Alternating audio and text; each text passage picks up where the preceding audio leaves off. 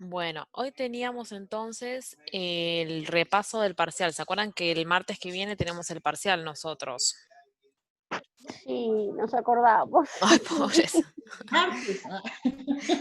No estaba ni enterada. ¿El martes? ¿Cómo el martes? Sí, Me parece. pero bueno, va a ser sencillo. Tenemos bueno, este repasito, vamos a hacer algún modelito, algunas preguntitas. Y bueno, la idea es que después con todo esto ustedes repasen, más que nada que evacúen un poco las dudas de renal, que yo sé que es bastante complejo y bueno, que estamos para ya que empiece a caer un poco la ficha. Así que bueno, arrancamos. Entonces, ¿qué es lo que vamos a repasar hoy?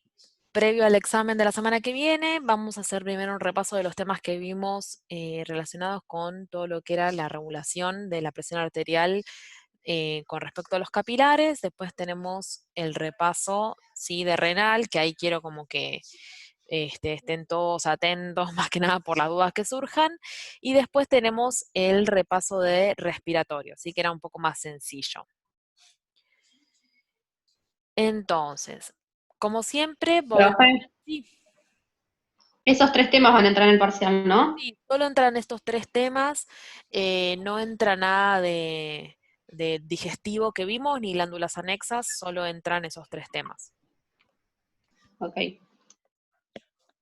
Eso, bueno, creo que son 9 preguntitas nada más del examen, así que nada, no es un examen muy extenso. Pero bueno, sí capaz, como los temas son complejos, hay que pensar un poco. Bien, Múltiple choice, como si gana. ¿cómo? Múltiple choice como los anteriores. Sí, como los anteriores que tienen algunas para completar, algunas choice, hay un cuadrito, em, creo que no hay ninguna imagen, así que Buenísimo. estamos en esa. Pero bueno, yo les voy a ir mostrando acá unas diapositivas, más o menos como para ir repasando por las preguntas que no están o sea, que no vamos a repasar hoy, las respuestas van a estar en las diapositivas que yo les estoy poniendo acá. Entonces, si se acuerdan, nosotros lo primero que vimos fue el tema de los capilares. Repasamos entonces que los capilares son un tipo de vaso, el vaso del menor calibre, y van entonces a conectar todo lo que es las arterias con las venas. ¿Sí? ¿Se acuerdan que habíamos hablado de que ellos participaban o inducían la generación de este tipo de circuito cerrado? ¿Sí? Bien, justamente también iban a estar sujetos a una regulación por parte de hormonas o de distintas moléculas que van a inducir la reducción o el aumento de su calibre para entonces dar lugar a regulación de la presión arterial. Entonces eso es lo que nosotros vimos con respecto a capilares, ¿sí? Recuerden que los capilares no tienen, tienen las capas que nosotros vimos acá, ¿sí? No tienen túnica íntima ni adventicia, ¿sí? Eso es importante. Los grandes vasos, arterias y venas, sí vimos esas túnicas, pero los capilares solamente tienen todo lo que es el endotelio, que son este tipo de células planas que lo iban a revestir, y después por debajo de estas células tenían la membrana basal. Esas son las únicas dos estructuras que nosotros vimos que tienen los capilares, ¿sí? No se confundan con las túnicas que vimos para los grandes vasos. Bien, entonces. Aldana, perdón que te interrumpa. ¿Esta diapo la vas a mandar? Sí, sí, como siempre, al final de la clase les mando las diapositivas y la grabación de la clase. Dale, genial, gracias. Bien, entonces, nosotros habíamos visto una clasificación de los capilares, ¿sí? Vimos que se clasifican en 3 tipos según las condiciones o las características de las células planas que revestían los capilares y la membrana basal que revestía las células planas del endotelio, ¿sí? Entonces, clasificamos en 3, en capilares continuos, discontinuos y fenestrados. Los capilares continuos, como la misma palabra les dice, van a tener las células que son estas que vimos acá, continuas, y la membrana basal, que está representada en esta diapositiva con este color tipo celestito, es continua, ¿sí? Ambos dos son continuos porque son capilares continuos. Entonces, ¿dónde se van a ubicar? Se van a ubicar en todo lo que es músculo y sistema nervioso central, ¿sí? Porque la idea es que se irriguen esos tejidos sin haber intercambio en el trayecto de estos capilares. O sea, que la sangre llegue a esos tejidos porque necesitan gran cantidad de nutrientes, de glucosa, ¿sí? Y no haya intercambio en el medio. Esa es la idea. Entonces, bueno, su ubicación es justamente para cumplir su función en esos tejidos. Después teníamos la segunda clasificación, o el segundo tipo, que es justamente capilares fenestrados, como vemos acá, y habíamos hablado de que tenían las células planas esta característica que tenían como poros o agujeritos, ¿sí? Que justamente lo que iban a permitir es que las moléculas atraviesen las células planas, pero se caracterizaban los capilares fenestrados por tener una membrana basal continua, ¿sí? Entonces, o sea, este intercambio que se iba a dar en estos capilares iba a ser un intercambio con cierta restricción, es decir, todo lo que llega, lo que está dentro del capilar no puede pasar libremente. Hay un tipo de restricción, ¿sí? Ya sea por el tamaño de estos canalcitos o de los poros o las fenestraciones, como se denomina, eh, pero también tenemos una membrana basal continua que iba entonces a dar lugar a un tipo de restricción de las moléculas que lo atraviesan. Justamente la ubicación eran glándulas, ¿sí? Todo lo que es tejido glandular, vesícula biliar, que esto lo vimos en las glándulas anexas del tubo digestivo, y justamente parte del tubo digestivo. Y justamente su función es lo que le da sus características, ¿sí? Participan de la absorción y secreción de moléculas, metabolitos, ¿sí? Y el tercer tipo que habíamos visto eran los capilares discontinuos o sinusoides, que justamente acá, como son discontinuos, todo tiene agujeros, ¿sí? Tanto las células como la membrana basal, ¿sí? Tanto las células como la membrana basal son discontinuas. Fíjense que aparte los agujeros que tienen estas células no son los mismos que las fenestraciones que vimos, que son poritos bien definidos. Son luces enormes, ¿sí? Que van a permitir un intercambio muy fluido entre lo que es la sangre dentro del capilar y el tejido que están irrigando, ¿sí? Justamente están formando parte de lo que es el hígado. ¿Se acuerdan que nosotros ahí vimos que había mucho intercambio entre la sangre que llegaba al hígado y los hepatocitos? Bueno, vaso y médula ósea que no lo vimos. Pero justamente la característica que tienen en su estructura le va a dar su función, que es permitir el pasaje sin restricciones de las moléculas, ¿sí?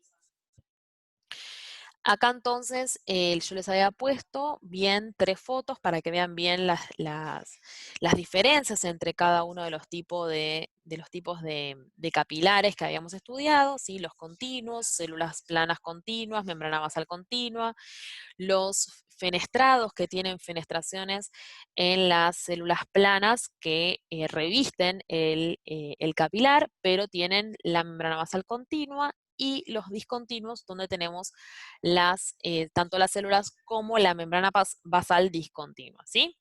Sabiendo su estructura, podemos más o menos intuir un poco su función, ¿sí? Bien, alto. Hasta acá, ¿alguna duda con respecto a esto? No. Esta parte es un poco más sencilla.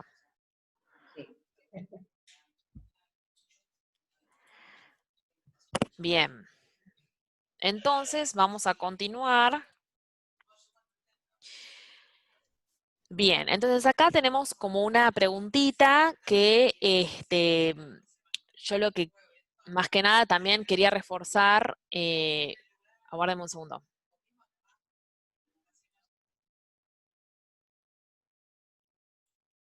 Sí, entonces, acá lo que quería entonces reforzar un poco es el concepto de edema que a ustedes también, o sea, me lo describieron un poco en los cuestionarios, ¿sí?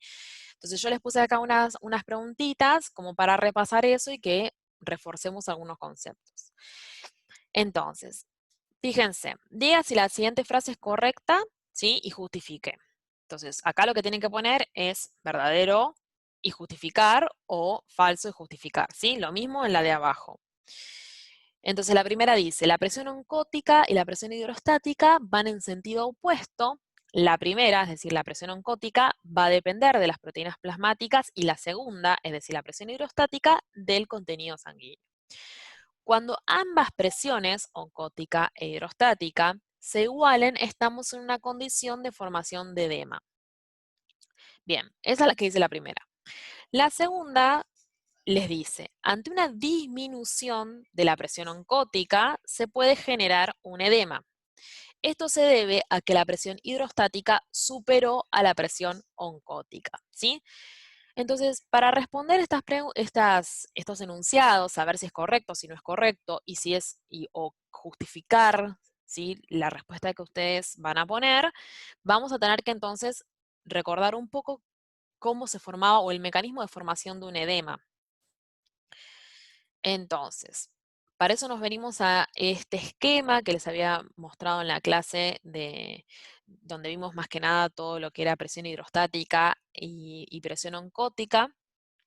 ¿Se acuerdan que la presión hidrostática estaba de la mano del contenido acuoso, es decir, el contenido de agua, ya sea dentro del capilar o ya sea a nivel tisular, a nivel del tejido, ¿sí?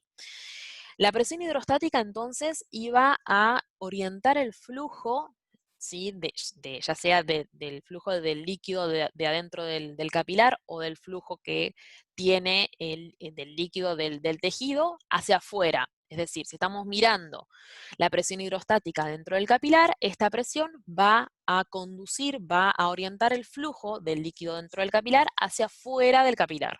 Si estamos mirando la presión hidrostática del líquido que se encuentra formando parte del tejido, esta presión hidrostática va a conducir el líquido que se encuentra en el tejido hacia afuera, es decir, hacia el interior del capilar. Y la presión oncótica estaba relacionada con todo lo que era el contenido proteico, ya sea del tejido o ya sea de adentro del capilar. Entonces, justamente la presión oncótica básicamente hacía lo contrario o retenía, en realidad habíamos dicho, el líquido que estaba en ese sitio. Entonces, la presión oncótica dentro del capilar iba a retener el líquido dentro del capilar y la presión oncótica a nivel del tejido iba a retener el líquido a nivel del tejido. Bien, algo que muchos me contestaron en los cuestionarios, una de las cosas que yo les preguntaba en los cuestionarios era, ¿para qué estaban las proteínas plasmáticas dentro del capilar? ¿Sí? O sea, estas pelotitas estaban representando esas proteínas, y muchos me dijeron que era para mantener esta presión oncótica y que el líquido se mantenga dentro del capilar. Y en realidad, yo lo que les aclaré en esos casos es que eso era una consecuencia de su presencia, ¿sí? Las proteínas dentro del capilar no están simplemente ahí para generar una presión. Están ahí para transportar otras moléculas, como por ejemplo cuando vimos lípidos, ¿se acuerdan que vimos las lipoproteínas? Que yo les había dicho que los lípidos son insolubles en lo que es el agua. ¿Sí? ¿Se acuerdan cuando vimos los ejemplos de el aceite dentro de un vaso de agua? Bueno, que no se mezclan. Bueno, porque los lípidos son insolubles en agua, ¿sí? Por eso cuando nosotros lavamos los platos necesitamos un detergente para solubilizar esos lípidos. Y es por eso que cuando nosotros comemos necesitamos la bilis para solubilizar los lípidos que ingresan en nuestra alimentación e incorporar estos lípidos a nuestro organismo. Bueno, entonces esas proteínas que están dentro del capilar son para transportar esos lípidos, por ejemplo, ¿sí? Como otras cosas que también son insolubles dentro del líquido del capilar, a través de todo el organismo, ¿sí? Y como consecuencia de su presencia, tenemos la presión oncótica, pero no están ahí para generar o para mantener una presión. Están ahí para otra cosa, que es una función fisiológica, que es el transporte de sustancias que son insolubles en el líquido del capilar. ¿Se entiende esto? Porque muchos me lo respondieron así. Yo igual se los corregí, pero bueno, quería como decirlo acá para que si tenían alguna duda, me lo quieren preguntar, no hay ningún problema.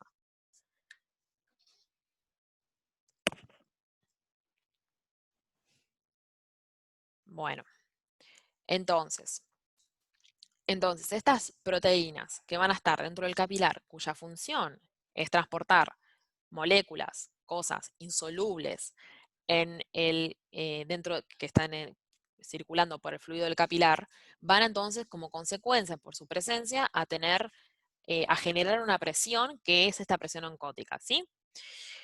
Entonces, ¿cómo se va dando el intercambio entre lo que trae el capilar, ya sea de los pulmones, ya sea del tracto gastrointestinal, ¿sí?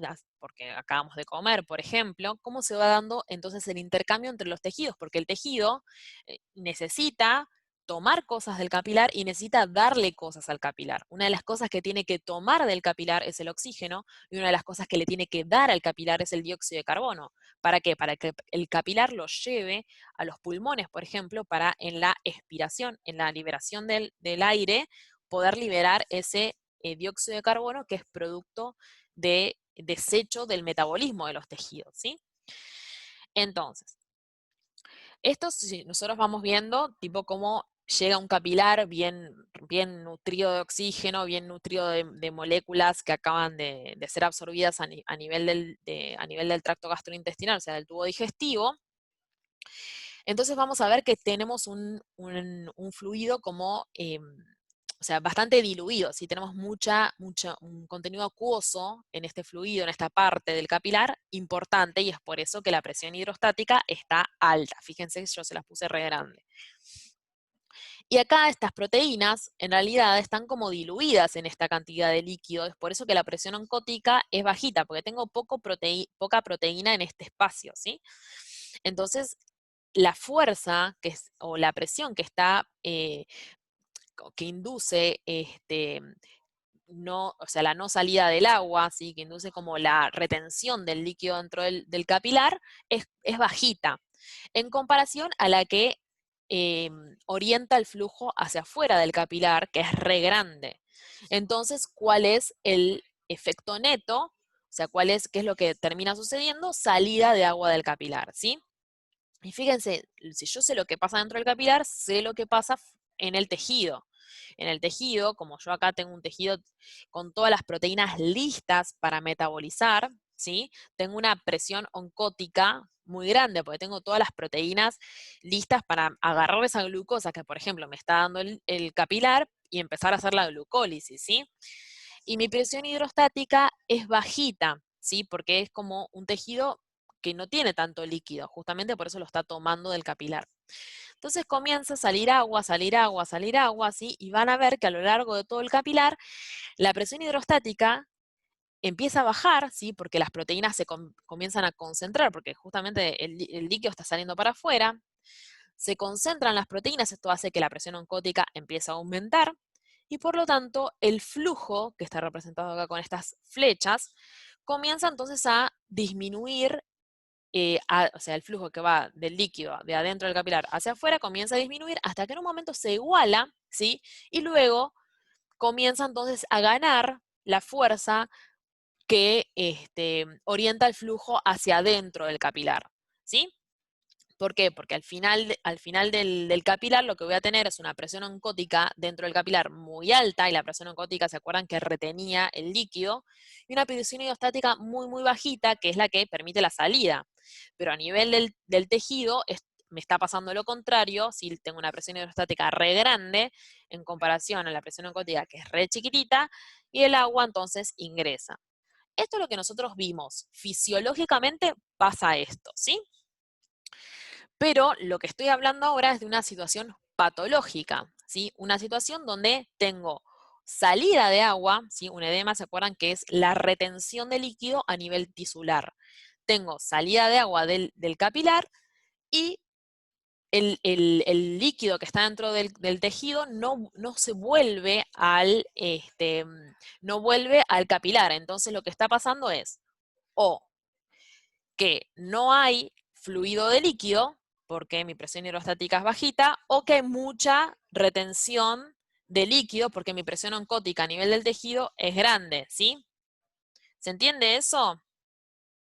Estoy como en esta zona, como si estuviera en esta zona como más, en mayor cantidad de tiempo, ¿sí? Entonces esto es lo que está pasando en realidad. O sea, lo anterior es lo fisiológico, fíjense. O sea, tengo el fluido del líquido va hacia afuera del capilar, se iguala y luego comienza a ir hacia adentro de igual manera, ¿sí? Si se fijan, esto es una imagen, un espejo. Si yo pongo un espejo acá, es lo mismo de un lado y del otro, justo a la mitad. Si yo estoy en una situación de edema, lo que me está pasando es esto. Tengo más salida de agua, más salida de líquido desde el capilar hacia el tejido, ¿sí? ¿Y esto por qué me está pasando? Porque mi presión oncótica del tejido, ¿sí? O sea, tengo mucha proteína, por ejemplo, a nivel del tejido, ¿sí? Que me retiene el líquido, por ejemplo.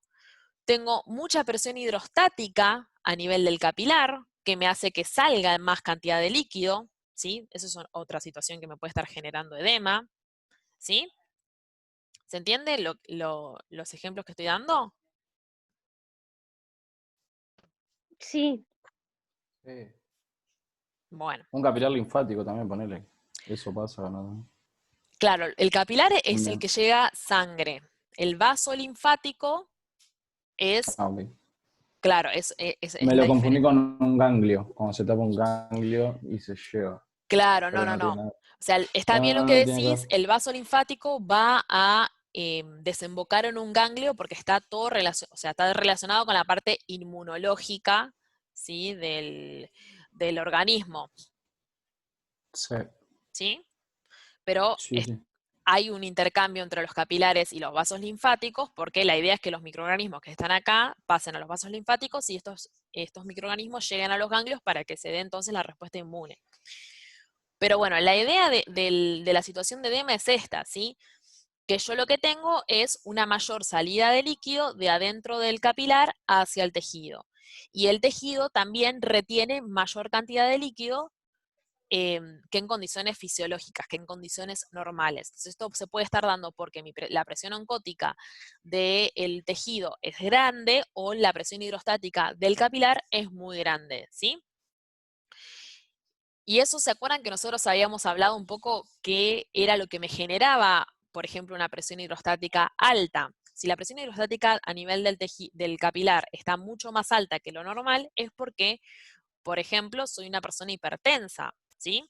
Soy una persona hipertensa o tengo mucho consumo de sodio, por ejemplo, que el sodio va de la mano como del agua, ¿sí? Voy a tener mucha cantidad de agua dentro de mi capilar, mi presión hidrostática es muy alta y por lo tanto hay más salida de agua hacia el tejido y se me genera el edema, ¿sí?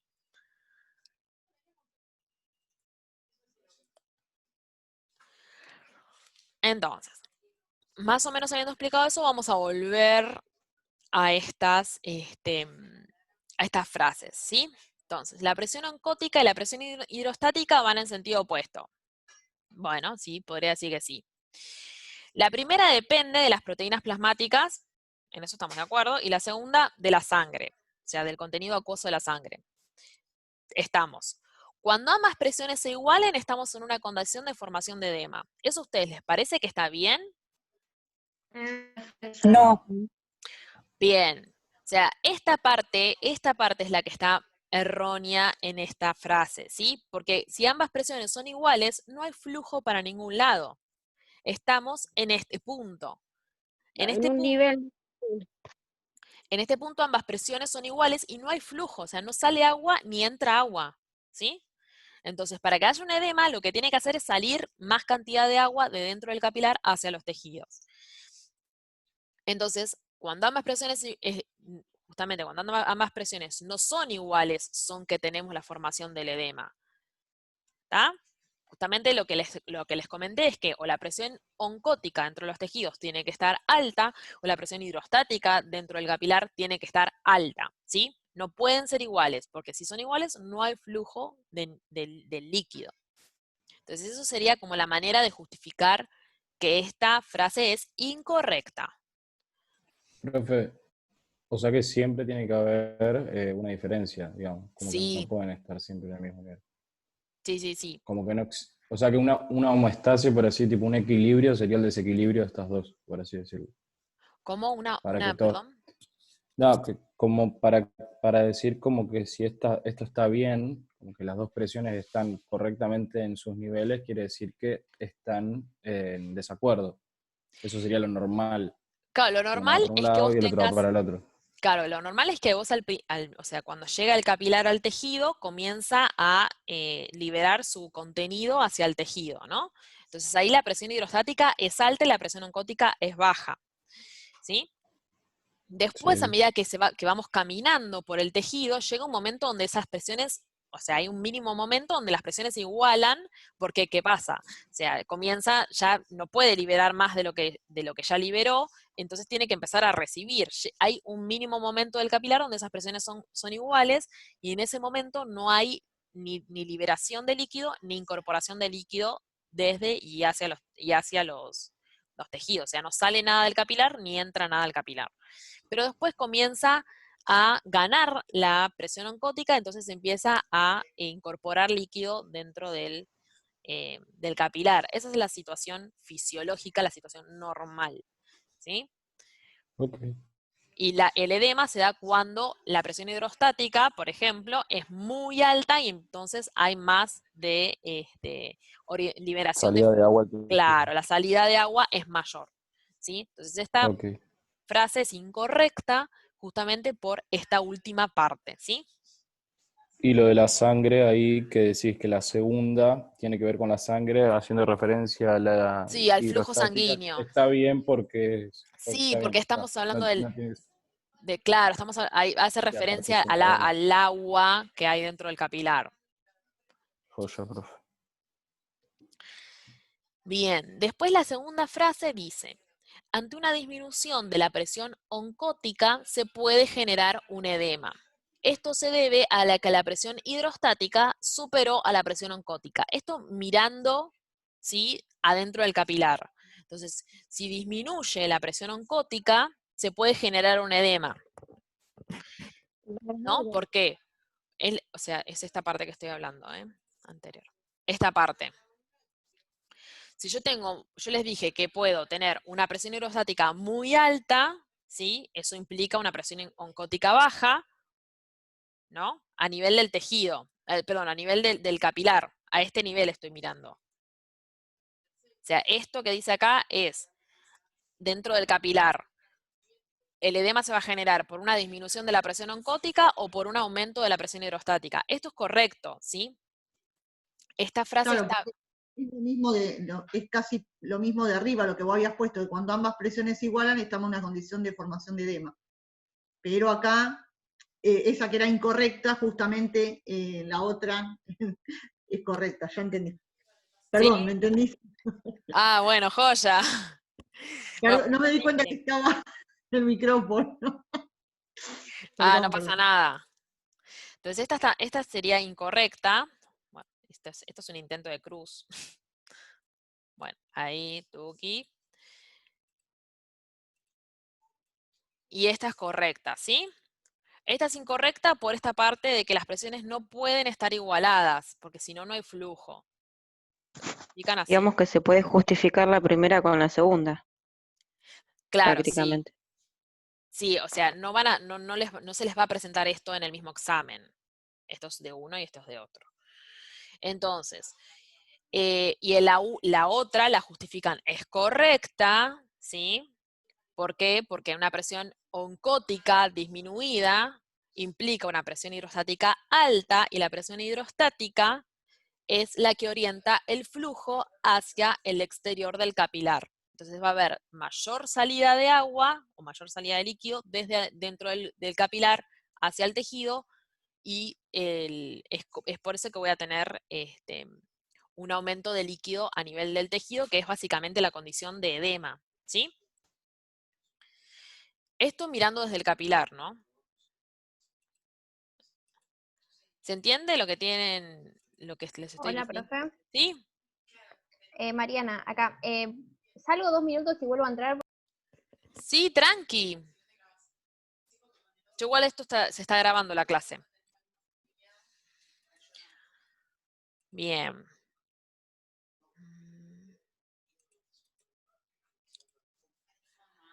Bueno, ahora ya pasamos a la parte de renal, ¿sí? Ya repasamos capilares, vamos a la parte de renal. Entonces, ¿qué es lo que yo les había contado en la parte de renal?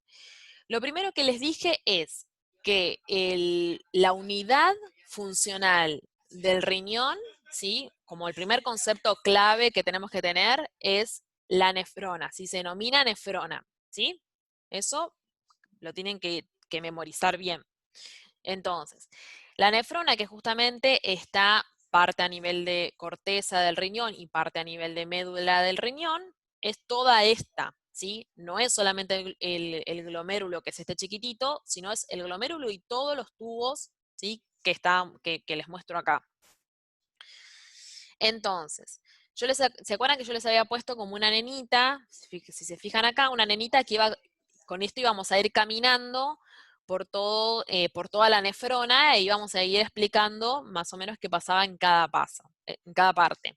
Yo lo que más quiero es que ustedes como que tomen especial atención en algunas cosas que yo les digo. No hace falta que sepan todo lo que pasa porque es un montón, pero sí que sepan, no sé, por ejemplo, en tal punto hay absorción de glucosa, en tal otro hay reabsorción de tal otra, ¿sí? Bueno, entonces vamos a arrancar con este repaso. La nenita entonces está situada acá, ¿sí? En la primera parte de la nefrona, que es el glomérulo renal. Y esto es lo que yo les había contado. Primero les había contado que el glomérulo, ¿sí? Vamos a tener la arteriola renal aferente que iba a ingresar al glomérulo y va a tener entonces este ovillito, ¿sí? Se iba como a dividir en un montón de capilares chiquititos que van a generar como un ovillito que son capilares de tipo fenestrado. Ya para este nivel ya sabemos, más o menos tenemos idea que los fenestrados son capilares que tienen una membrana basal continua y y sus células planas que forman parte del endotelio tienen fenestraciones, agujeros o poros, ¿sí? De manera que hay pasaje, ¿sí? De moléculas desde dentro del capilar hacia lo que esté, hacia el tejido, en este caso a nivel renal, pero no es un pasaje sin restricciones, ¿sí? Es un pasaje que tiene unas mínimas restricciones, más o menos como para ir integrando las cosas. Bien, entonces, es lo primero que teníamos en la nefrona, ¿sí? Este glomérulo renal. Y fíjense lo que yo les había contado. Les había contado que la sangre iba a venir con agua, iba a venir con determinadas moléculas que yo se las dibujé acá como en este tipo de estructuras, ¿sí? Como pueden ser proteínas, pueden ser moléculas que no sean proteína, puede ser, por ejemplo, una glucosa, bueno. Y algunas cosas entonces iban a pasar y otras no. Por ejemplo, la violetita no pasaba. Pero la gris y la verdecita sí pasaban y también pasaba agua. Bueno, entonces nos preguntamos qué es lo que está permitiendo este pasaje, ¿sí? Bueno, justamente lo que se denomina la barrera de filtración glomerular, ¿sí? Que está formado entonces por las células del endotelio, que son esta es una fenestración, un porito de una única célula plana, que es esta, por la lámina basal que estaba, o membrana basal, sí, en realidad yo les había contado que la lámina basal era parte de la membrana basal, pero si ustedes le ponían membrana basal estaba perfecto. Entonces esta membrana basal continua, sí, que esto forma parte del capilar, y después teníamos estas células que se denominan podocitos, ¿sí? Y entre cada una de los podocitos teníamos estos como estos agujeritos, ¿sí? Entonces, acá yo les había dicho, bueno, de qué va a depender que esta verdecita, por ejemplo, pasó y que esta violeta no pasó. Bueno, una de las cosas grandes que gobiernan el pasaje de lo que está dentro de la sangre a lo que vamos a generar después, o vamos a llamar después orina, es, por ejemplo, el tamaño de la molécula, ¿sí? El tamaño de la molécula que está dentro de la sangre puede pasar por este poro o no puede pasar, ¿sí? Entonces era una de las cosas. Y lo otro que estaba gobernando eran las presiones, la presión hidrostática y oncótica que va a traer ya la sangre, ¿sí?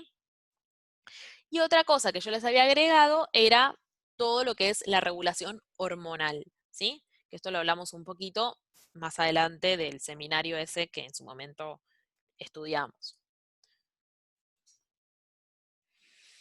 Bueno, Profe, perdón, antes sí. de que pase a la siguiente, Ah, dijiste que, de qué barrera hablaste que estaba de la formada por barrera de podocitos.